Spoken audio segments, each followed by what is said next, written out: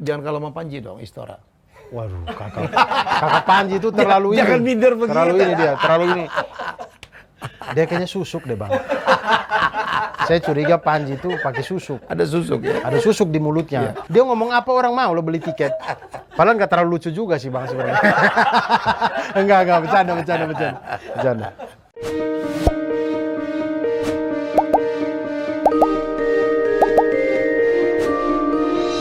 Kamu saya kali ini memang komika timur sih, tukang protes, tapi dia ngebanding-bandingin aja.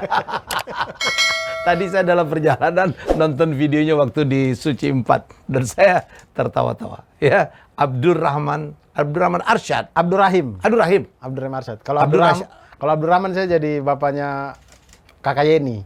Oh iya, janganlah, itu Wahid itu. Iya. Ini Abdurrahim Arsyad. Abdur Arsyad.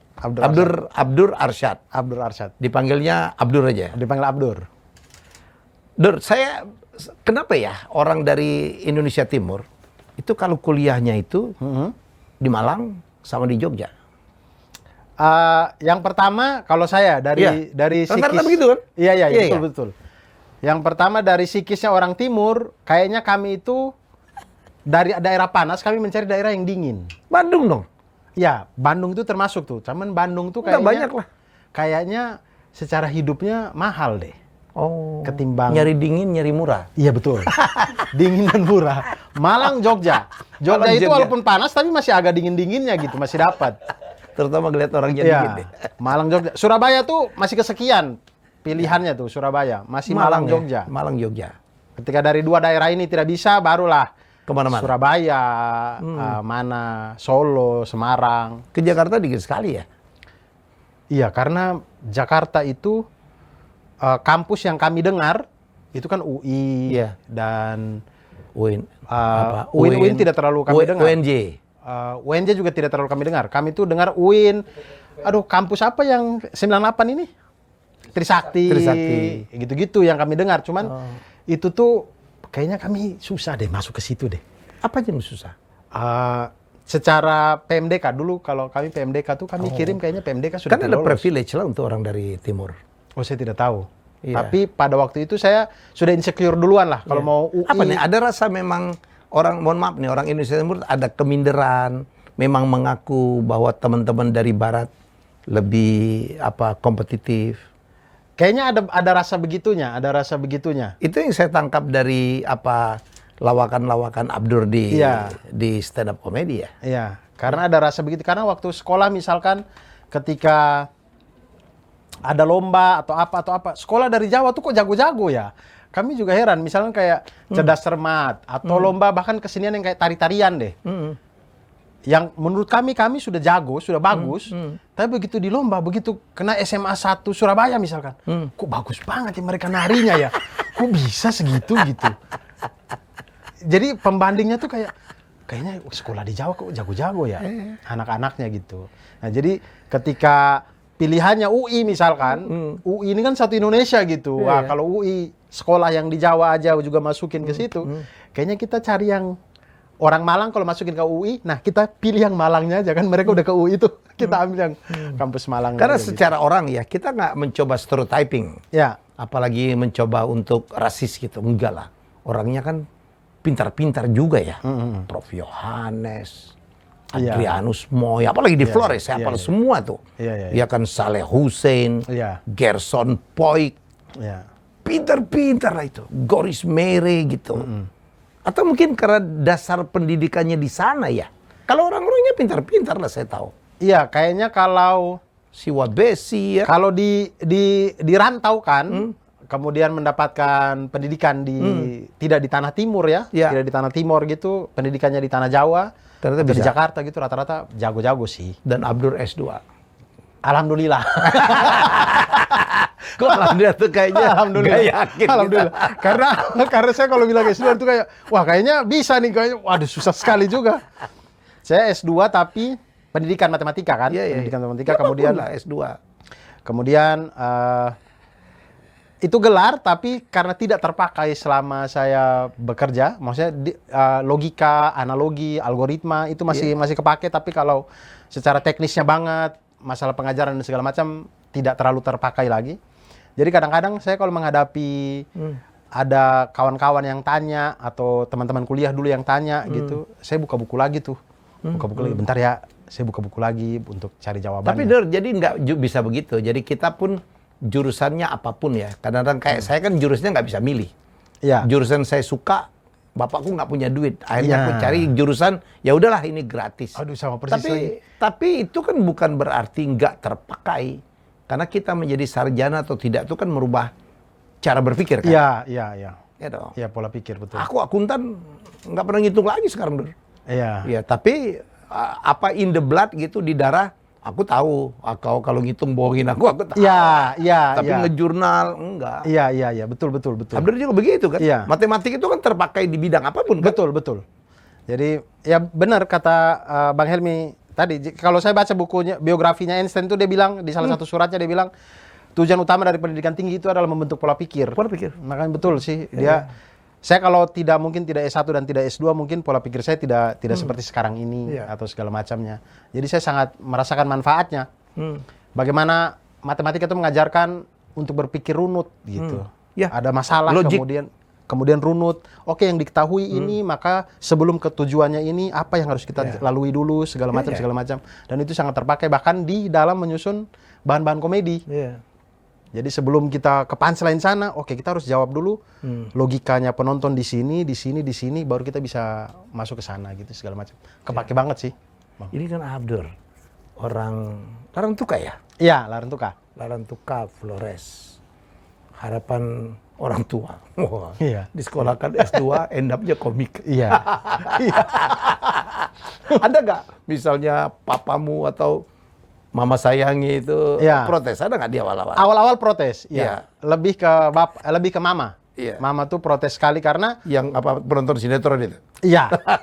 Karena mama itu dalam pikirannya beliau adalah ya kau kalau mau hidup sejahtera, hidup enak ya kau PNS. Ya, itu pola orang timur semua. Ya, PNS karena mau sampai tua apapun ada pensiunan, ada apa segala macam. Dapat beras. Iya, dapat beras. Pokoknya enak lah sudah PNS. Terjamin lah hidupnya. Iya, jadi saya ketika pertama kali pendidikan matematika maka tujuannya adalah ya bagaimana jadi PNS guru. Jadi guru matematika gitu. Sampai saya S2 kemudian saya mulai coba-coba stand up di Malang itu, coba-coba stand up. Saya cuman berani lapor ke bapak. Bapak lebih terbuka. Bapak lebih terbuka. Bapak itu bahkan dari saya dari saya sekolah, saya ikut organisasi-organisasi, mama tuh larang, tapi bapak itu yang nggak apa-apa, biar kau ada pengalaman, timba pengalaman apa segala macam. Bapak tuh lebih terbuka. Kalau mama lebih ke sudah kau sekolah aja, nggak usah ikut-ikut itu nanti pulang-pulang sakit apa segala macam. Jangan. Apalagi dulu tuh sempat ada di SMP kami itu rombongan pramuka pakai truk gitu, kemudian sempat truknya itu ditanjakan mundur kemudian baknya kebelah. Kemudian pembinanya ada beberapa yang ikut meninggal. Nah, di situ tuh ekstrakurikuler apapun ibu saya larang untuk ikut sekolah aja. Nah, makanya sudah terbiasa dari sekolah itu saya bicaranya kepada bapak kalau sudah di luar akademik. Jadi bapak lah yang mendukung ketika saya bilang saya juara masih lomba-lomba kecil di Malang lah. Kemudian juara dapat uang 500.000, 700.000. Itu saya kasih tahunya ke bapak. Bapak bilang oke, bagus. Sampai saya kemudian masuk Kompas TV. Pertama kali yang sebelum tayang di Kompas, saya kasih tahu ke bapak dulu. Waktu kamu final itu mama nggak diajak ya? Oh, mama di rumah waktu jaga nenek waktu itu. Jaga nenek. Jadi mama tidak ikut tapi bapak datang. Tapi mama sudah tahu itu. Yang kau bilang bawa kampak itu ya? Iya, jadi pokoknya semenjak saya masuk TV lah, Bang. Begitu Kompas TV masuk tayang, disitulah mama langsung, oke, anak saya komika tidak apa-apa. Oh gitu. Iya. Karena sudah ada hasilnya. Udah ada bukti. Iya, tapi tetap diminta untuk menyelesaikan S2-nya. Diminta untuk menyelesaikan. Jadi saya pada waktu itu akhirnya kemudian menyelesaikan S2 itu dalam niatan saya untuk senyum kedua orang tua aja udah. Karena dan tercapai. Iya, dan tercapai alhamdulillah. Karena jalur karirnya sudah tidak ke situ lagi. Bukan mamamu berharap kau jadi bintang sinetron gitu? Kayaknya mungkin, cuman mungkin dia sadar juga kalau selama sinetron yang dia tonton dari dulu, dari Deru dan Debu, Tersanjung, Simponi Dua Hati, Paramita Rosadi, Ongki Alexander dan segala macam, mungkin dia sadar bahwa orang Timur tidak pernah menjadi bintang sinetron. Apalagi bintang utama ya. Apalagi bintang utama. Makanya dia kayaknya anak saya gini aja cukup deh kayaknya. Tahu diri dia. Iya. Dari zaman TV masih hitam putih aja kami tidak jadi bintang sinetron, bintang utama, apalagi TV yang berwarna ya. Lebih jelas. Karena kebanyakan mamamu itu bintang utama harus kulitnya putih gitu ya, Iya. tinggi gitu. Saya tuh sampai kami lima orang, saya anak ketiga, Ya. kami anak pertama, kedua dan ketiga ini laki-laki semuanya. Kami bertiga laki-laki ini sempat yang kakak saya dilarang mancing, Takut hitam. takut hitam. Saya dilarang main bola. Pokoknya pulang sekolah masuk rumah. Takut hitam. Ya, upacara itu cari yang di bawah pohon. Yang gitu-gitu. Yang gitu-gitu. Jadi mama saya itu takut sekali anaknya hitam. Dia merasa kayak jangan hitam lah, jangan. Kalian tuh harus putih. Tapi gimana orang DNA-nya hitam gimana? Tapi ya begitu, ada masa-masa mungkin karena beliau bagaimana melihat Ari Wibowo, Ongki Alexander di TV dan segala macam. Anjas Mara ya. Anjas Mara, Putih-putih, Jeremy Thomas. Syahrul Gunawan. Tapi ternyata aku nonton materimu. Iya. Kau nyebut Jeremy Thomas itu kau nyebut Jeremy Teti. Iya. Tetap juga dia, Dur. Ada. Akhirnya ada juga orang Ada timur. juga, tetap. Akhirnya ada. Walaupun spesialis jam 2 ya beritanya ya. Selamat malam. Iya. Selamat malam. Pemirsa sekalian. Saya kadang-kadang kita sudah nonton bola, capek mau pulang, oh masih ada Jeremy Teti baca berita. Dan selalu spesialis jam 2 ya, tidak pernah dapat yang prime time gitu, Abang Jeremy nih. Karena jam-jam itu nggak perlu lighting bagus lah. Karena orang juga sudah terlalu memperhatikan gitu kan, sudah setengah-setengah tidur jadi sudah lah. Jam 2 beritanya kriminal pula, Abang Jeremy, lucu banget ya. Padahal di luar negeri gitu kan, wah tren ya. Kita ngomongin kulit nih sekarang. Marvel segala macam kan bikin superhero berkulit hitam ya. Iya. Iyalah, ada apalagi itu Black Panther. Betul. Kemarin saya nonton apa? Black Adam. Black Adam Yang The Rock, Dwayne Johnson, ya The Rock. Ya. Saya sampai beli sepatunya tuh, gitu. Iya. Wah keren banget. Dan satu ras tuh, Melanesian tuh. Oh, Malaysia. Iya, Mereka kan orang Samoa, dia pulau Samoa kan? Samoa ya. Melanesian sampai Papua NTT. Itu yang diurusin oleh Bang Tanto waktu dia jadi dubes di Selandia Baru dengan Samoa, Tonga, dan dia sekarang menjadi revolving ambassador untuk 20 negara Pasifik. Iya kan, Polinesia, kemudian juga Melanesia, dan dia lah yang berhasil campaign. Dulu kan Papua kan dirayu-rayu oleh negara-negara kecil itu sampai di PB supaya bergabung keluar dari Indonesia. Bang Tanto bilang, kalian yang bergabung ke Indonesia. Karena Melanesian, Polinesian itu paling banyak itu di Indonesia. Iya. Ada di Papua, ada di Maluku, Iya. ada di Maluku Utara, Iya. ada di NTT, betul? Iya. Lebih banyak kita. Ngapain kita keluar gitu? Kalian yang gabung. Iya, jadi Dan mereka lebih kecil-kecil dibanding Kecil-kecil lah. jumlah kita ada ya. penduduknya cuma 500.000, tapi di Iya. PBB satu suara ngomong lagi ngotot, sok tahu gitu. Itu yang dilawan oleh diplomat kita. Iya, Jadi betapa banyaknya Indonesia itu dahsyat-dahsyat. Makanya saya masih menunggu nih masih menunggu Bumi Langit atau apa bikin superhero dari timur ya. Saya kecilin perut deh. Kayaknya bisa. Kan pilihannya itu kalau tidak Ari Kriting saya, kalau Mamat kan tidak NKRI ini. Nggak masuk nih. Pilihannya dua nih, antara saya atau Ari Kriting. Berdua aja ya. Kayaknya kalau saya kecilin badan, Joko Anwar bisa deh pilih saya deh. Belum ada soalnya superhero timurnya, belum ada. Dulu adalah bintang kulit hitam yang keren banget lah Indonesia. Ari Sihasale ya. Iya. Wah, Ale. Tapi ganteng juga. Ganteng lah. Siapa bilang nggak ganteng? Sekarang hitam-hitam tuh ganteng lah. Iya. Ya kan? Jadi Sihasale. Jadi kadang-kadang mungkin kerendah dirian sendiri dari teman-teman dari sana ya. Dan itu menjadi materinya Abdur kan. Iya. Kau memainkan itu fasih sekali lah ya. Karena kami itu, saya bahkan ingat sekali saya zaman sekolah. Saya dari SD sampai saya SMA, Bang Helmi. Satu kelas itu kami keriting hitam. Tapi saya tetap dipanggilnya keriting. Dan saya tersinggung. Aneh ya. Woi, Abdur keriting. Yang panggil keriting juga. Oleh siapa? Oh, di sana? Iya, maksudnya SD sampai SMA Jadi sesama kalian pun saling bully? Iya, jadi maksud saya mikir kayak, kau keriting juga, tapi kenapa saya tersinggung ya? Tapi mungkin karena hidup besar dengan itu, dengan kayak Abdur keriting, keriting hitam. Yang ngatain sama? Yang ngatain juga hitam, keriting juga sama.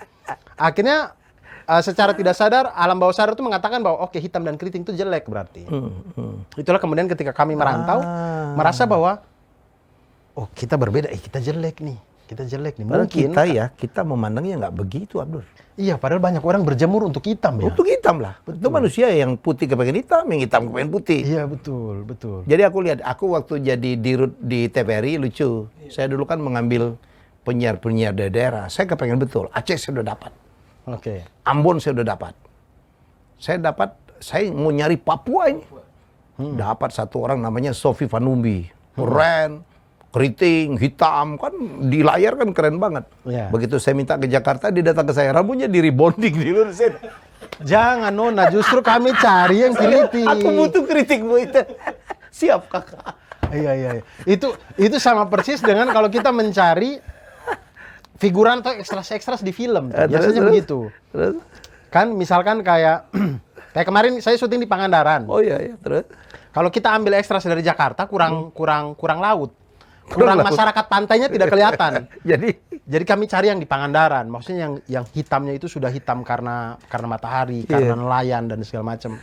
Ibu-ibunya tuh yang kulitnya kebakar, rambutnya merah-merah, segala macam. Merah karena matahari. Iya. Kami pilih lah, dapat nih.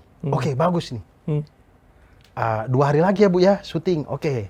2 hari datang, udah ada bulu matanya ditanam, rambutnya di rebonding.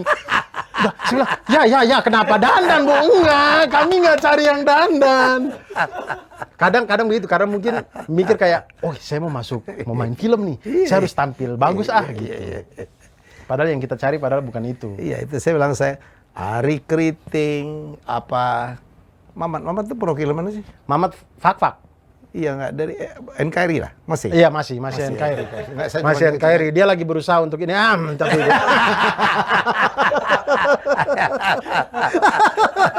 aduh, lucu sekali dia itu. Materinya kan itu saja. Iya. Yang kadang-kadang ini antara mencari lucu atau memang ada pengakuan gitu bahwa ada perbedaan. Padahal menurut kita lah ya, nggak ada perbedaan, malah itu kelebihan itu justru. Iya. Iyalah, kan kita tahu ya zaman dulu. Kalau di dunia musik, saya pikir musisi Indonesia yang paling jenius, paling baik pernah lahir itu Kakak Glenn. Iya, Glenn Fredly. Wah, itu cewek-cewek Jakarta ngelihat Kakak Glenn. Iya. Justru itu eksotis kan? Iya. Kebetulan si Bung saat itu luar biasa. Itu dari dulu lah, Adur. Dari mulai zaman dulu, siapa sih penyanyi zaman dulu saya yang paling hebat? Saya satu nama lah, Bruri. Iya kan? Bruri Pesulima, Bruri Marantika ya. Singa Panggung, Harvey, Malaiholo. Wah, gila dulu. MC terbaik menurut saya yang pernah lahir Indonesia, Bob Tutupoli.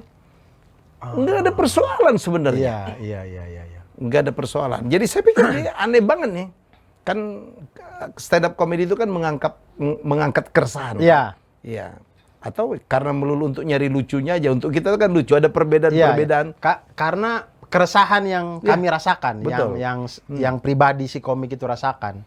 Jadi ketika saya yang waktu ke Malang, kemudian bagaimana beradaptasi segala macam itu merasa bahwa kayaknya saya butuh sama deh sama orang lain. Kok saya kalau beda kok jadi aneh sendiri. Padahal jadi yang rasa-rasa itu yang kemudian jadilah materi-materi itu. Tapi kemudian sampai jalan ke sini baru rasa bahwa oh ternyata memang keren juga gitu, dengan berbeda itu ternyata bagus juga. Bagus warnanya, ininya segala macam keren juga. Saya tuh pernah stres tuh ini Bang. Jadi di kampus dulu di Malang, saya itu pernah dicap tidak sopan sama salah satu dosen karena saya mengganti orang pertama tunggal dengan aku. Yang menurut beliau tidak sopan. Ya. Harusnya kalau kau bicara dengan dosen kau pakai saya. Iya, betul. Nah, saya berpikir bahwa saya tidak tahu nih kalau saya dan aku tuh stratanya berbeda. Ada nilai rasa yang berbeda. Iya, nilai saya rasa. tidak, karena kami di timur tidak pernah pakai itu, kami pakai beta. Ya, Di Kupang ya, kan ya. pakai beta. Jadi saya tidak tahu saya dan aku tuh Oh, lebih di sopan Kupang mana. itu masih beta juga ya? Masih beta di Oke, Kupang. Jadi disitulah saya mikir kayak itu hal yang saya belajar bahwa oh ada strata yang berbeda. Setelah lama di Malang baru saya bisa rasa bahwa oh memang agak berbeda kalau kita bicara saya dengan aku tuh tingkat kesopanannya memang rasanya berbeda. Tapi itu kan tidak dirasakan di awal-awal saya merantau. Jadi gitu. Jadi budaya-budaya seperti itu yang kemudian saya belajar banyak juga sih. Kayak perbedaan-perbedaan. Misalkan makan ngecap tuh untuk orang di Jawa itu tidak sopan. Tidak sopan. Nah, saya di keluarga saya makan ngecap biasa-biasa aja itu. Karena biasanya tidak ada makanan. Jadi begitu ada makanan ya sudah makan aja gitu. Bersuara gitu makanya. Ya, makan aja gitu. Nah, tidak sampai ditata sampai bagaimana cara makan gitu. Tapi ya sudah makan saja gitu. Jadi hal-hal itu tuh lumayan bikin shock terapi juga karena kita di hati kita sedang baik-baik saja tapi kemudian orang cap kita tidak sopan itu kayak wah kaget juga, kenapa saya jadi tidak sopan ya? Saya juga jadi bingung. Itu mah biasa ya. Iya. Jangankan antar bangsa juga kan beda-beda. Iya. Di suku apa gitu, geleng itu artinya iya, nganggo itu artinya tidak ya kan. Nah, Jadi itu iya, mah biasa-biasa aja. Iya. Cara kita bersalaman, ada yang hidung ketemu hidung. Selandia Baru tuh hidung ketemu hidung tuh. Ya kan, harus ada yang cipika-cipiki. Ada yang hidung ketemu hidung. Iya, ada yang macam-macam lah. Ada yang cium tangan. Jadi menurut saya sih, nah itu perbedaan itu menurut saya sih menarik. Bayangkan kalau seluruh bangsa di dunia sama gitu. Iya, tidak seru juga. Nggak seru juga. Apalagi ya kalau, saya pikir semua suku, semua bangsa, itu kan punya kelebihan dan kekurangan ya. Iya. Kekurangan tapi menurut siapa dulu gitu loh. Iya, Tapi kelebihan iya. itu kan perbedaan lah. Orang-orang dari Indonesia Timur, karena Melanesia, Polinesia, kita tahu lah. Punya kelebihan misalnya di dunia olahraga. Kalau tinju kan nggak ada yang lebih. Siapa juara dunia Indonesia pertama ya Elias Pikal lah. Orang mana ya kan. Dulu atletik ya. Pemain bola, ada lob kabu segala macam. Menurut saya sih itulah memang yang melengkapin kita gitu. Iya, lengkapin betul sih Sabang sampai Merauke ini ya. Iyalah. Itulah hebatnya Indonesia. Kalau dikumpulin, iya jago-jago sekali kita Indonesia. Saya baru ngakan ya nih orang timur nih, ya kan. Buat pengeliling bumi pertama. Dulu kan nenek moyangku orang pelaut. Salah satu pelaut hebat itu ini, Enrique Maluku. Ini orang Ambon. Ini saya baru bikin novelnya. Nanti akan jadi series, jadi film. Ini saya lagi launching ini nih. Jadi ya kecil. Ini orang Wah seru Palembang. sekali nih kalau jadi series. Jadi ibaratnya kita bikin kayak Pirates of the Caribbean gitu, tapi iya, bukan Indonesia itu aja. banget Di gitu. Netflix kan ada Ottoman, Iya. ada Viking. Betul. Kita arahnya ke sana. Nanti akan jadi film. Kemarin udah sempat ngomong dengan Visinema ya, Bang Angga. Angga Sasongko. Angga Sasongko. Angga pernah bikin dulu yang apa Matahari dari Timur. Dari Timur Matahari. Dari Timur Matahari. Cahaya dari Timur, Beta Cahaya dari Maluku. Timur. Keren lah. Iya. Dengan almarhum Kakak Glenn juga. Kakak Glenn, itu Kakak Glenn di belakangnya. Iya. Yang memperkenalkan Angga ke Gita Wirjawan. Ya kan? Kan produsernya Pak Gita itu adalah Glenn. Arisia Saleh karyanya dahsyat-dahsyat tuh mengangkat Papua, Denias. Iya. Mana Aisyah itu Arisia Saleh juga bukan ya? Iya. Jadi keren-keren lah. Iya. Tidak menjadi sesuatu yang, nah memang kadang-kadang Mamat pernah jadi tamuku dan dia mengungkapkan keresahannya tentang pendidikan yang tidak tinggi, ya kan, dan macam-macam lah khas dari sana lah tentang merasa ada sesuatu yang perbedaan. Tapi memang juga ya kadang-kadang pembangunan dilakukan di sana kan belum tentu yang diperlukan tuh. Iya. Ya betul kan, ada begitunya tuh. Iya. Orang sana nggak butuh itu sebenarnya. Betul. Loh. Jadi itu yang kata, kenapa sih kita nggak memandang orang dari Indonesia Timur dari kacamata orang Indonesia Timur? Iya, jangan dari kacamata Jakarta saja gitu. Kacamata Jakarta kadang-kadang berbeda. Iya. Kali ini kita setuju sama Maman. Betul, saya Yang setuju. lain dari itu belum tentu lah. Belum tentu kayak ganti. belum tentu. Tapi kalau dari itu betul. Ya. Memandang Indonesia Timur dari kacamata Indonesia Timur, dari kacamata orang Indonesia Timur. Karena saya sebenarnya Bang, kalau misalkan saya tidak pernah merantau, saya akan menganggap NTT itu biasa maju-maju saja gitu. Tapi karena saya merantau, saya punya kota pembanding. kota pembandingnya Malang, kemudian merantau lagi ke Jakarta, saya punya pembanding lagi, yang akhirnya saya jadi tahu bahwa daerah saya ternyata agak kurang, tertinggal dari segi banyak hal gitu, pendidikan, kesehatan dan segala macam. Seandainya saya tidak pernah merantau, saya akan menganggap NTT ya biasa-biasa saja, aman-aman aja kok. Yang pernah yang pertama kali yang bikin saya merasa berbeda sekali itu ketika saya di Malang, kemudian saya kuliah di Malang. Dari semester 3 gitu saya sudah bantu-bantu mengajar di sekolah-sekolah di Malang. Di situlah saya sadar bahwa sekolah di Malang keren sekali ya. Satu kelas itu ada CCTV bahkan 2 dari depan, belakang, kemudian proyektor. Kelengkapannya luar biasa gitu. AC bahkan pakai AC. Kemudian yang lebih takjubnya lagi perpustakaannya itu buku-bukunya saya lihat kayak SMA Negeri 3 Malang deh. Saya waktu saya kayak bagus banget ini perpustakaannya gitu, lengkap.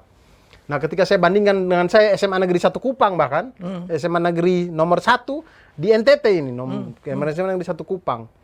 Tempat saya SMA itu dibandingkan itu dengan perpustakaan itu, wah jauh sekali. Jauh sekali. Perpustakaan di tempat saya itu, di sekolah saya itu buku-bukunya sudah tidak jelas, berdebu. Nah, itu. Buku-bukunya itu kebanyakan yang ada tulisan di depan yang tidak diperjualbelikan, milik negara tidak diperjualbelikan. Tapi saya kemudian baru sadar bahwa kenapa itu tidak diperjualbelikan, karena memang jelek juga sih bukunya. Begitu ya? Mungkin karena ya disusun seada-adanya gitu aja kan. Kalau perpustakaan di sekolah-sekolah yang di Jawa itu banyak banget literaturnya itu. Tidak hanya buku yang Erlangga atau 3 serangkai atau Intan Pariwara, tapi banyak banget bacaan-bacaan yang lain, biografi-biografi orang terkenal, bahkan novel-novel ada, bahkan komik-komik pun ada gitu. Jadi sangat. Nah itu persoalan kita. Ya, saya punya keprihatinan yang sama persis yang Abdur sampaikan. Jadi saya kemarin mengajak Bang Andi dan Bang Andi Noya mau. Ini kan Ambon juga nih. Ambon ada Portugisnya, ada Belandanya Bang Andi Noya. Malang juga, kan dia sekolah kecil di Malang. Jadi dia ceritakan kemarin di sini nangis 2 kali. Aku bingung. Wah, Ambon tinggi besar, cengeng juga dia kayak saya. Ayahnya waktu pisah sama ibunya ke Malang, Bang Andi ke sana, ayahnya ke Jayapura. Jadi apa yang kita lihat, saya concern banget. Bagaimana Indonesia bisa mengejar menjadi negara 4 besar tahun 2045 dalam bidang ekonomi, kalau SDM-nya menurut saya perlu kita pertanyakan. Kita stunting, kemudian IQ kita di ASEAN termasuk yang paling rendah. Bersaing dengan Timor Leste, nomor 10, nomor 11. Nomor 2 apa? Kalau mau belajar kan perlu buku. Jangan ngomong buku online. Orang Muara Gembong aja sinyal masih susah. Iya kan? Kemarin waktu Nadiem bikin pelajaran jarak jauh, kan ada yang naik-naik pohon mencari sinyal. Iya kan? Ada satu keluarga cuma punya 1 handphone, berebut dengan bapaknya yang ojol. Iya kan? Tetap betul. Harus buku cetak. Nah buku cetak, Abdur tahu. Kau kan mestinya guru juga kan? Jadi Indonesia 274 juta penduduk. Nyetak buku setahun, seluruh tuh kau jumlahkan. Yudhistira, Intan Pariwara, apapun. Erlangga, 3 serangkai. Maksimal 2 juta. 2 juta untuk 274 juta penduduk. Jadi 1 buku diperebutkan 100. Norwegia, 1 orang dapat jatah 40 buku tuh 1 tahun. Belum lagi distribusi. Kalau di Jawa biar distribusi murah. Saya pernah ngirim Abdur Quran ke Wamena. Itu biaya ongkos kirimnya jauh lebih mahal daripada harga Qurannya.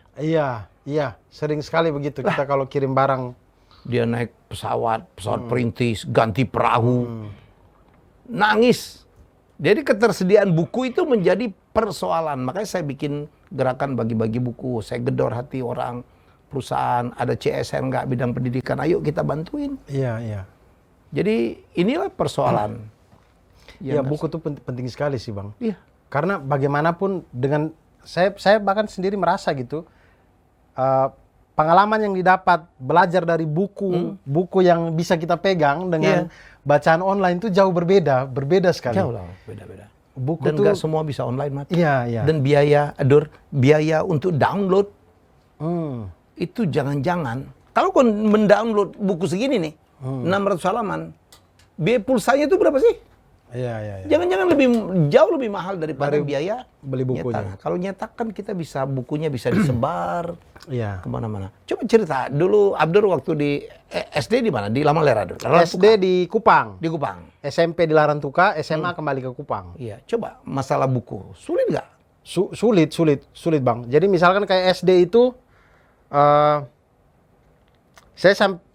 perpustakaan kami waktu SD itu bukan perpustakaan, tapi itu tuh rumah dari penjaga sekolah. Rumah penjaga sekolah, ruang tamunya itu dibikinlah jadi perpustakaan. Jadi ruang perpustakaan sendiri tidak ada. Dibikin rak-rak. Dibikin rak-rak untuk jadi perpustakaan sekolah. Dan jumlah buku juga kan sangat tidak memadai kan? Sangat tidak memadai. Itu Terus tuh buku yang dipajang juga yang seperti kau bilang. iya, buku-buku milik Bukan negara. buku-buku terbaik. Iya, buku-buku milik negara tidak diperjualbelikan itu yang bahkan guru di sekolah pun tidak memakai buku itu sebagai acuan belajar. Yang buku paket yang kita pakai itu kan biasanya ya 3 serangkai. Kalau Intan enggak Pariwara. Intan Pariwara, Erlangga. Nah, buku-buku yang di perpustakaan ini nggak dipakai juga sama guru-gurunya. Jadi kita juga bingung kayak kita mau pinjam juga ngapain, orang ibu guru tidak kasih PR dari situ juga, tidak kasih ini juga.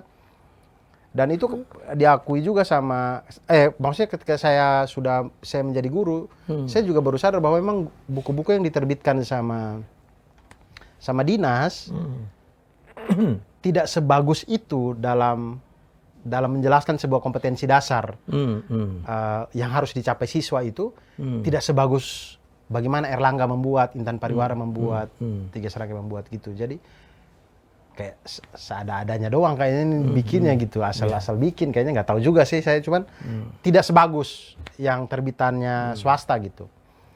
Nah akhirnya kemudian waktu SD itu hiburan yang saya bisa dapat dari perpustakaan daerah Bang, karena rumah saya itu dengan perpustakaan daerah itu dekat, lumayan dekat, ya jarak-jarak 2 kilo lah masih bisa di Kupang.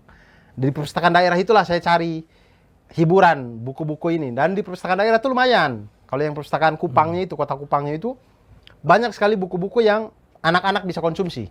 Kayak buku-buku cerita rakyat, buku-buku dongeng, buku-buku yang novel, tapi itu novel untuk anak-anak SD, anak-anak SMP gitu. Novel-novel Nawi Anak Yang Tekun, saya masih ingat banget tuh itu. Nawi Anak Yang Tekun itu novel pertama yang saya baca. Nah gitu-gitu.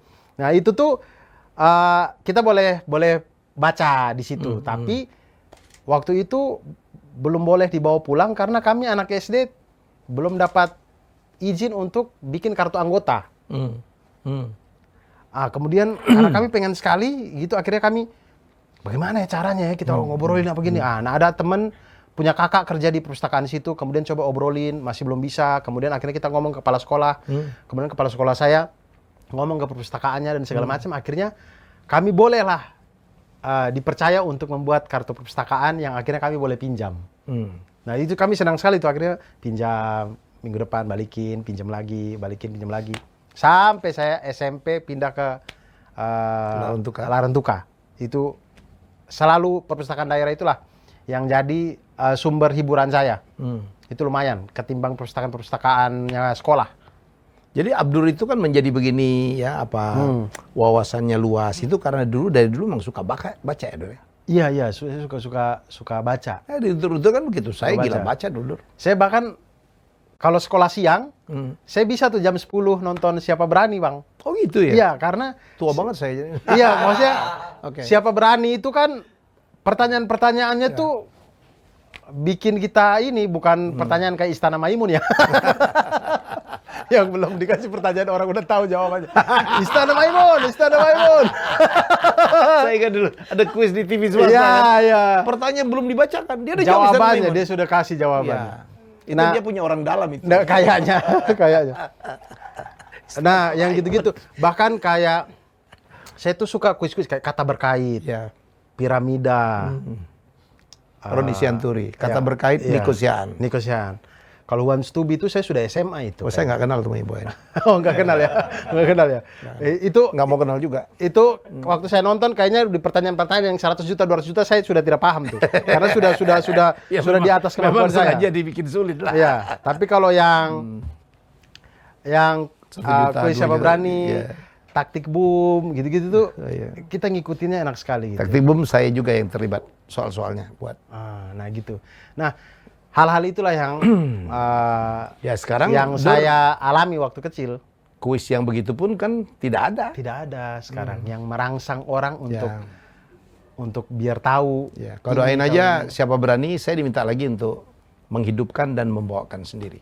Karena kan cukup lama ya, saya tidak, waktu di TVRI kan pastilah, masa di RUT masih Iya, jadi bawa host. kuis. Ini saya akan turun. Lebih kepada kepengen, ya gitu, ternyata saya kan pernah bikin kuis sama Jerome Pauline. Iya. Ya kita saling tes gitu, dan yang suka banyak. Ya supaya kan banyak sekali orang belajar, dari kuis itu kan kita belajar. Betul. Ya, ya. Kita belajar. Oh, kau jadi nonton. Dulu kan artinya kalau kita siaran pagi jam 8, di sana jam 10 ya? Betul, makanya saya bilang kalau saya sekolah siang, saya kelas 3 SD itu saya sekolah siang. Kalau saya sekolah siang, Jangan kau nonton ngeliat Alianya, bukan ngeliat aku ya? Kayaknya iya begitu. juga sih. Sama ibu-ibu yang di grup yang di grup kanan tuh biasanya itu energik orangnya. Oh iya, kalau kita pasang di belakang saya yang cantik-cantik harus kan? Iya, Untuk iya. pemandangan. Nah, itu sih, itu terpantik. Maksudnya Ya, ya, kayak kuis-kuis yang di Bobo juga begitu kan. Ya, Hal-hal yang tahukah kamu? Biasa ada kolom kecil tuh. Tahukah kamu? Nah, itu tuh Trivia, trivia yang bikin kita, oh ternyata gitu, oh ternyata gitu. Nah, itu tuh lebih ketanam ketimbang itu mungkin kita temukan itu di pelajaran atau di mana gitu. Tapi sekarang kan ternyata Flores kampungmu ya. Wow, itu dahsyat ya potensi wisatanya ya.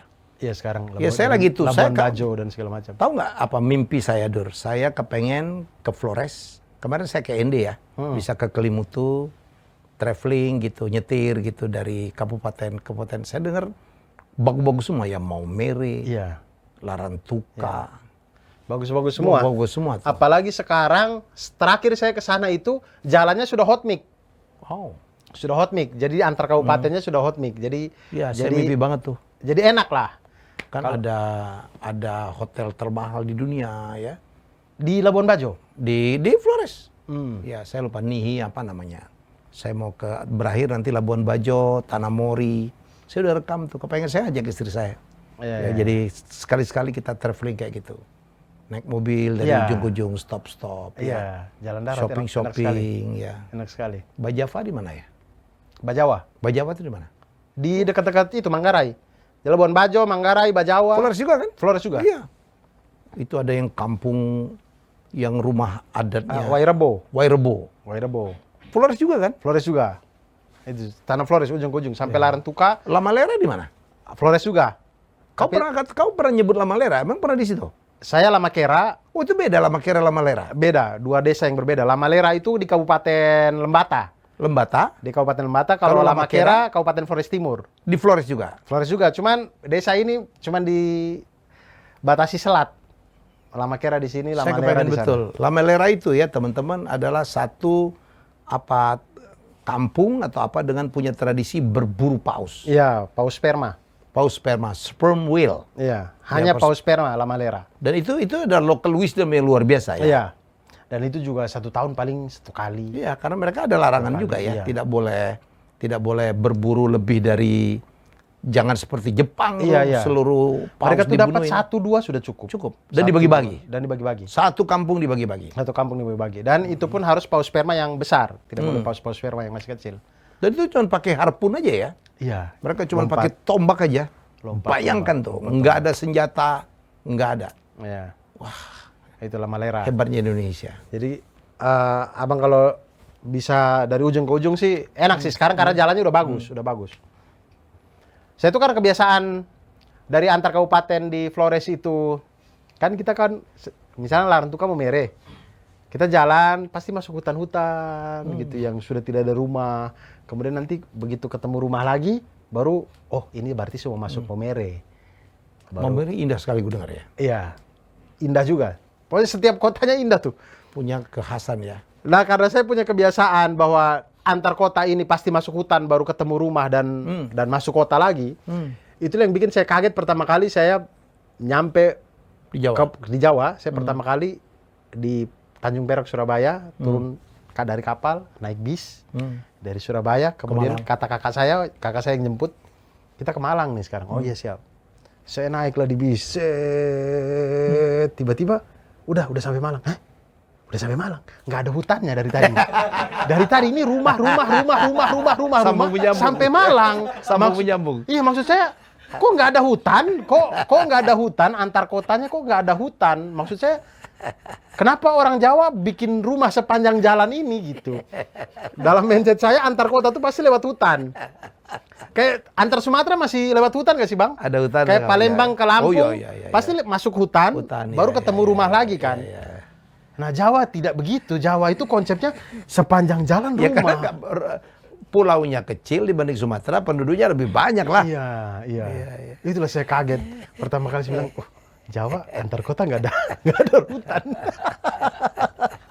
Hutannya nggak ada. Nah itu sih. Tapi seru kalau Bang Heli mau road trip gitu. Betul. Jadi teman-teman ya, jangan cuma keluar negeri aja. Bahkan sambung. Mungkin start dari Bali bisa enak tuh. Bali, NTB, naik NTT. Wah itu masuk bulan itu. Saya mau nyetir. Iya nyetir. Stop. Semoga infrastrukturnya bagus ya. Termasuk harusnya sih sudah bagus karena restoran, toilet. Iya. Itu aja tuh yang harus kita siapkan. Iya sih. Wah kalau keindahan alam, keunikan lokal wisdomnya luar biasa. Iya. Nggak ada rencana bangun kampung, Dur? Atau balik mau nyalon bupati gitu? Aduh, saya tuh takut sekali yang begitu-begitu. Pengen sih sebenarnya yang ini, tapi saya takutnya orang, ya itulah ya, sebenarnya tidak boleh juga begini, cuman kita jadinya hidup dengan mempertimbangkan pemikiran orang lain. Cuman kadang-kadang di tempat saya itu saya masih takut kayak orang berpikir bahwa kau datang sosok mau nanti kau juga korup juga sama ini persoalan besar kita. Iya. Artinya kalau misalkan suatu saat saya sampai terjun ke sana, saya betul-betul memahami itu. Jadi tidak kosong hanya dengan bekal karena sudah terkenal di Jakarta kemudian datang ini, tapi saya pengen betul-betul mempelajari kira-kira kalau saya misalkan jadi bupati apa yang bisa saya bikin yang betul-betul itu impact-nya itu dalam 5 tahun itu berasa gitu. Kayaknya harus loh ya catatan. Kemarin kan saya punya kompetisi entrepreneur gitu. Ya kemudian dibagi 2 rego gitu, kemudian kita kita kirim ke Labuan Bajo.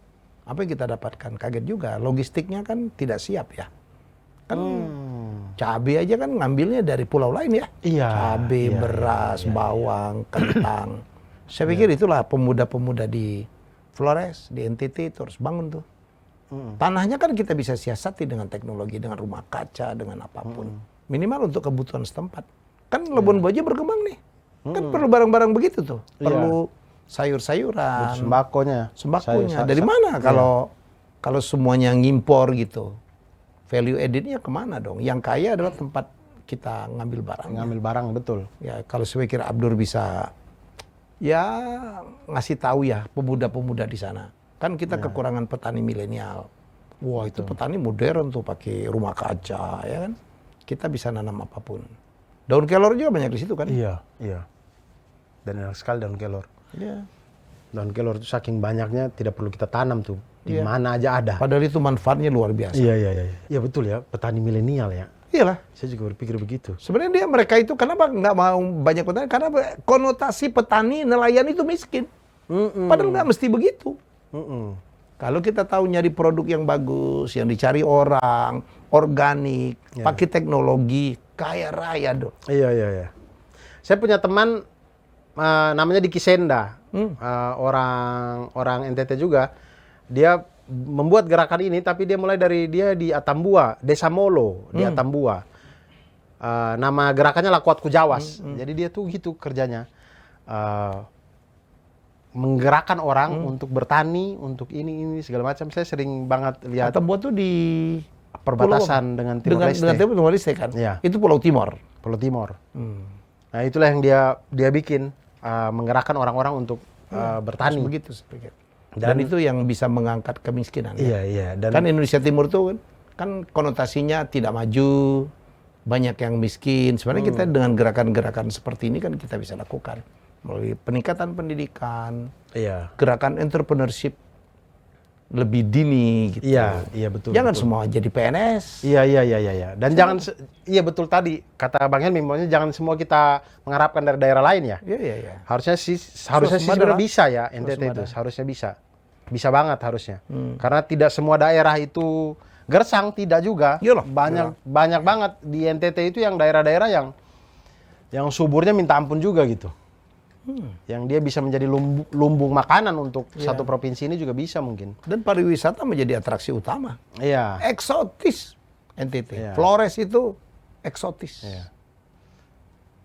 Saya tuh bahkan kalau ngelihat ya di Flores itu bahkan tidak harus di tempat wisatanya, Bang Ilmi. Di pelabuhannya aja, lautnya bagus. Iya. Pelabuhan yang tempat kapal-kapal bersandar, saya lihat kayak, wah lautnya jauh lebih bagus daripada laut wisata di Ancol misalkan. Iya. Ancol tuh wisata tapi Ini sama pelabuhan juga Kau kalah. tahu Ancol, saya kan punya apalah ya, Iya. kapal sama teman-teman Iya. di Pulauan Seribu. Iya. Ya Allah Dur, sekali jalan pusing Dur. Itu kapal kadang berhenti mesin. Karena baling-balingnya. Sampah di mana-mana. Baling-balingnya kena. Iyalah, sampah di mana-mana. Sulit betul mengedukasi masyarakat. Tapi kan di sana kan tidak kan. Belum fauna-faunanya dahsyat. Dur, punya program apa? Aku dengar mau tour ya? Mau ini bikin ya tour show stand up, judulnya Pahlawan Perlu Tanda Jasa. Oke. Membicarakan tentang dunia pendidikan, kemudian mulai dari Kota Malang 28 Januari, kemudian 7 kota, Malang, Surabaya, Jogja, Semarang, Bandung, Bogor, Jakarta. Jakartanya itu tanggal 25 Februari. Oke. Jadi Pahlawan Perlu Tanda Jasa itu sebenarnya yang seperti yang kita bicarakan dari tadi ini, Bang. Jadi menyorot tentang dunia pendidikan. Kemudian saya mengambil Pahlawan Perlu Tanda Jasa itu karena dulu saya pernah sempat jadi guru honor. Waktu saya sebelum stand up ini, saya sempat jadi guru honor. Yang honornya besar itu ya? Besar sekali, besar sekali. Nangis Sampai kalau dapat jet teman-teman pribadi tahu. kalau nggak salah waktu itu. Nangis Iya. mendengar ada guru Iya. yang mengajarkan ilmu dibayarnya kecil sekali. Iya. Jadi itu salah satu yang Oke, good. dari sisi hidup saya yang saya pengen angkat di sini juga. Yang mudah-mudahan bisa membantu orang lain juga, guru-guru honor yang sekarang lagi ini. Karena memang di zaman saya itu, saya tidak tahu ini hitungannya itu dapat dari mana, tapi waktu saya itu kan dibayarnya Rp8.000 per satu jam pelajaran. Jadi guru honor? Iya. Jadi kalau matematika itu 2 jam pelajaran, 16.000. 16.000. Kalau saya ngajarnya 3 kali seminggu, berarti 16 kali 3, 48.000. 48.000 seminggu. Hidup kau? Tidak hidup. 48.000, tapi itu kan hidupnya dari uang orang tua. Dari gaji tidak bisa hidup. Tapi hidupnya dari kiriman orang tua tetap. Jadi maksudnya saya pada waktu terima gaji pertama kali kayak, ya ampun kasihan sekali ya ampun.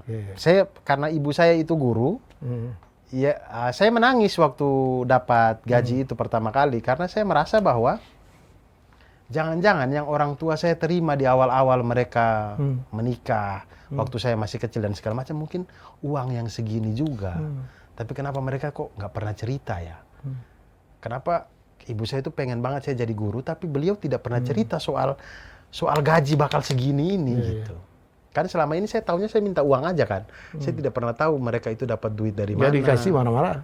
Iya, betul. Jadi di situ saya sedih bukan karena ke sayanya, tapi saya sedih karena saya tahu orang tua saya Dulunya pasti kayaknya ngalamin begini hal yang juga sama. deh. Ayah guru juga? Bapak PNS, PNS? tapi di dinas pendidikan. Jadi mereka bergelut-gelut di dunia pendidikan. Jadi juga. ibumu punya orang dalam dong mesti untuk. Harusnya ya, harusnya ya.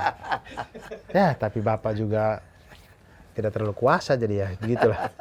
Nah itu yang bikin saya sedih tuh sebenarnya. Jadi turmu ini akan mengangkat itu. Iya. Karena saya pengen bahwa pahlawan tanpa tanda jasa tuh biarkan itu jadi miliknya guru-guru aja. Biar mereka bekerja dengan ikhlas dan Jadi segala pahlawan macam. perlu tanda jasa. Nah, pahlawan tanpa tanda jasa punyanya guru. Kita yang bukan guru kayaknya butuhnya pahlawan perlu tanda jasa. Maksudnya biar agar guru-guru ini menjadi, kan mereka juga baru diakui sebagai pekerjaan profesi baru beberapa tahun belakangan ini. setara dengan dokter dan segala macam, tapi kan pendapatannya tidak seperti dokter. Tapi guru honorer masih banyak. Masih banyak, itulah. Ada sertifikasi yang sudah guru honorer juga sudah bisa ikut, tapi persyaratannya akan banyak segala macam. Tapi paling tidak untuk 1 jam pelajaran jangan kecil-kecil banget lah. Maksudnya ini biar orang bekerja akan total itu ketika dia tahu bahwa apa yang dia kerjakan ini bisa menutupi yang di rumah gitu. Kebutuhan basic minimal. Kebutuhan basicnya sudah tertutupi, kayaknya dia bisa kerja dengan maksimal gitu. Tapi kalau dia kerja sambil dia mikir kayak saya harus cari tambahan, saya harus ini, kayaknya dia tidak akan maksimal juga dalam mengajar anak-anak, yang mana kita berharap untuk 2045 kita jadi negara yang keren. Negara gitu. maju. Negara yang maju. Dur, saya nggak tahu ya, saya ini kebetulan nih pertemuan kita. Kalau memang itu ya, kalau saya bisa bantu, ya acaramu saya bantu, ya apapun yang saya bisa lakukan. Tapi saya minta juga Abdur membantu saya, karena saya punya concern yang sama persis. Ya, di samping sebaran buku yang sangat minim, ya, saya ini udah di backup oleh hampir 200 penerbit yang semua ngurangin keuntungannya tuh, supaya proyek donasi buku ini bisa terjadi tuh. Iya. Kita kurangin sampai 60%, 50% dari harga normal. Itu udah termasuk biaya kirim tuh. Ini alhamdulillah udah ada beberapa perusahaan yang apa mau ya charity. Iya. Ya ada pribadi juga lah. Saya ketok-ketokin. Tapi persoalan pendidikan kita bukan saja seberbuku. Kualitas guru yang tidak kalah memprihatinkan. Bayangkan kalau guru dengan penghasilan segitu, dia capacity building juga kan sulit. Untuk menambah ilmu sulit. Inilah yang membuat makin banyak guru yang kadang-kadang kita nggak tahu masih diperlukan atau tidak sih. Saya lagi ngomong sama guru gembul nih. Ya. Karena anak-anak sekarang, guru-guru ini kalau dia mengajar tidak menarik, punya saingan. Apa? YouTube. Iya. Betul, Bang. Betul, Bang. Orang anak saya itu belajar bahasa Korea, bahasa Inggris hanya dari YouTube. Lihat Vicky Naki. Bisa 11 bahasa. Wah, iya. Bukan dari gurunya. Iya. Nah ini kalau dibiarkan, padahal kan kita tahu faktor guru, terutama di daerah-daerah terpencil ya, jangankan anak kota. Kalau anak kota sih dia bisa belajar sendiri. Dia bisa les, ya kan? Dia bisa manggil guru ke rumah. Dia bisa ikut bimbingan tes. Tapi kan yang di daerah kan tidak begitu. Saya lagi membuat lagi program namanya Guruku Keren. Jadi saya akan ajarin, apa persoalan guru? 1, kemampuan komunikasi. Komunikasinya kan udah nggak nyambung. Karena bahasa anak-anak kan udah berbeda. Betul. Apalagi yang di kota-kota besar, anak Jaksel gitu. Iya. Ada Jujurli gitu. Mereka ngomong begitu. Kalau kita dulu masih bilang gebetan, sekarang mereka bilang crush. Oh iya. Iya, saya juga baru sadar itu. Kayak, hah? Crush? Oh, gebetan. Iya. Iya. Healing, ya kan? Iya. Burnout, wah burnout nih. Terbakar itu kalau menurut kita ya. Iya. Jadi saya akan mengajarkan itu communication skill. Saya akan pimpin langsung. Terus psikologi. Diajarkan kepada guru psikologi ngadepin anak-anak. Kan guru kan gitu. Iya. Anak-anak tuh kan kita harus nyambung tuh dengan mereka. Harus menjadi teman. Ini banyak guru ditanya marah. Karena nggak siap sebenarnya. Iya kan? Kalau nggak sama jawabannya dengan guru, salah. Iya kan? Ada guru, mohon maaf nih, oknum kali, dengan lantang tidak memilih kata-katanya, kamu bodoh. Wah itu untuk anak-anak. Iya. Untuk anak-anak itu berasa membekas. banget. Oh, membekas. Iya. Sampai Gitu loh. Jadi juga. kita diajarkan cara psikologi juga. Saya akan ajarkan juga menulis buku. Karena kan untuk kenaikan KUM itu, ya kan? Mereka harus nulis buku atau nulis artikel. Betul. Kita akan ajarkan juga. Terus saya akan ajarkan juga menjadi videographer. Karena anak-anak sekarang tuh audiovisual. Iya. Zaman saya, mungkin zaman Abdur kan masih tekstual. Iya. Semuanya berdasarkan teks. Dulu ada anak yang tulisannya paling bagus, gurunya bilang, nih ada diktat, ditulis ya. Iya, ditulis di papan tulis. Yang lainnya baca. Itu buang-buang waktu, Abdur. Iya. Betul. Sementara gurunya entah kemana nih sekarang, main handphone ya. Gurunya mau dikte malas juga gitu. Iya. Jadi dia suruh catat di papan tulis, Bapak mau jalan dulu ngopi. Iyalah. Segala macam. Bagaimana ngabisin waktu gitu. Iya. Nah sekarang makanya anak-anak udah nggak begitu. Kalau dulu sih masih iya, karena nggak ada pilihan. Sekarang kan distraction-nya kan banyak banget. Jadi kalau Abdur juga sebagai mantan guru gitu. Saya mau banget sih kalau Bang Helmi butuh dan segala macam. Saya tuh bahkan saya pernah bikin konten matematika dengan Pustekom pada waktu dulu. 2 apa 3 tahun yang lalu. Kemudian saya sempat bilang ke dalam candaan, tapi menurut saya keren juga sih kalau ini terjadi. Jadi menurut saya kalau di negara luar itu ada wamil, ada wajib militer buat orang-orang semua harus militer. Kayaknya Indonesia tuh kayaknya kita butuh wadik deh, wajib mendidik, wajib pendidik misalnya, atau wajib mengajar, wangar atau apa gitu, wajib mengajar. Jadi si influencer atau tokoh-tokoh yang orang sering lihat di TV apa segala macam ini dipilih sama Departemen Pendidikan, kemudian dikasih mereka wajib ngajar 6 bulan atau wajib ngajar 3 bulan gitu. Sebenarnya Kementerian Keuangan sudah melakukan itu bersama Ibu Sri Mulyani. Wajib ngajar tuh, dirjen-dirjen, pejabat-pejabat ngajar gitu. Kan memberikan inspirasi juga. Iya, betul. Kalau ini gerakan menyebar kemana-mana, itu yang kita lakukan. Nggak mungkin kita mengejar ketertinggalan kita dalam kemiskinan apapun tanpa meningkatkan pendidikannya. Iya. Kan gitu. Iya, jadi betul. buku, kualitas guru. Saya dibantu oleh Prof. Eko Indrajit, Prof. Yohanes Surya. Kau udah pendengar Yohanes Surya? Ada anak yang nggak ngerti matematik di Papua. Yang sampai jadi juara Olimpiade. Jadi Olimpiade. Iya. Karena diajarin kan dengan cara fun. Betul. Ngajarin matematik pakai lagu, pakai kuis, pakai nari-nari. Betul. Bukan kalau selalu jawab, bodoh kau. Gimana coba?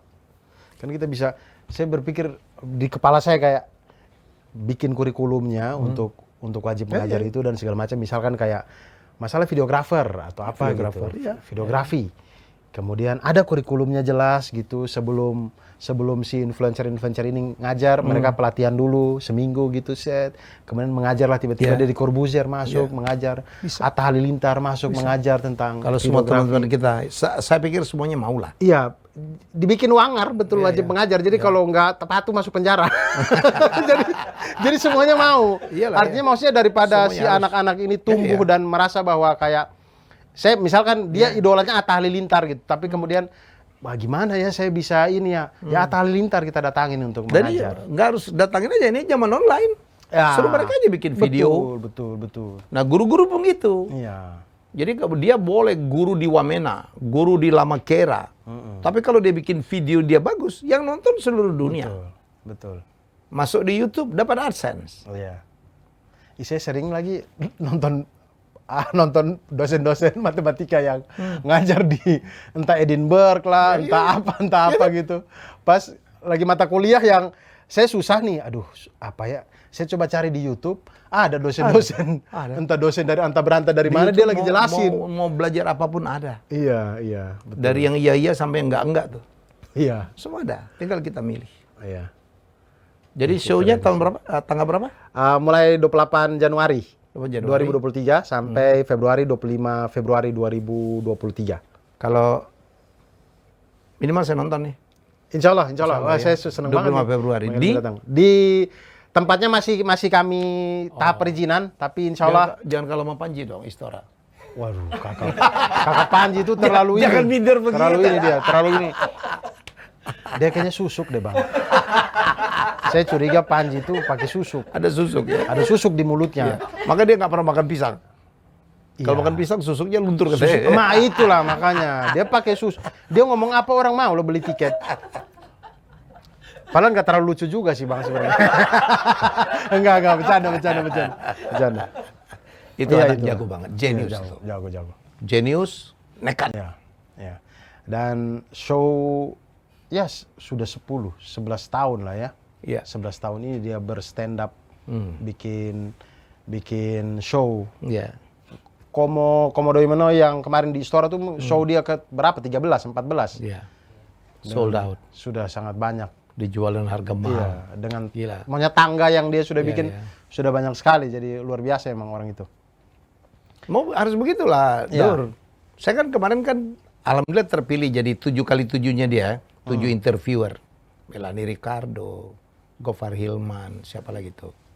Raditya Dika, Tike, Uus gitu. Saya termasuk. Saya yang paling muda yang terpilih wawancara dia. Saya bilang, luar biasa. Saya angle-nya memang kalau kita mau sukses kita harus punya diferensiasi itu.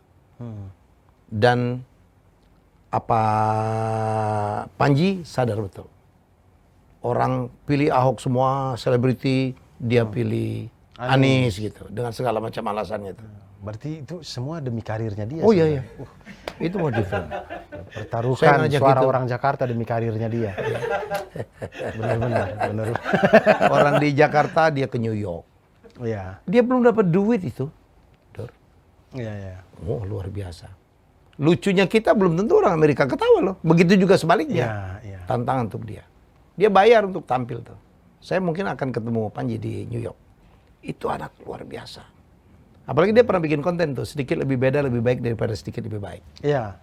Wah, itu keren. Itu di seminar saya bawain terus. Jadi kalau saya kan ngajar personal branding, itu buku saya.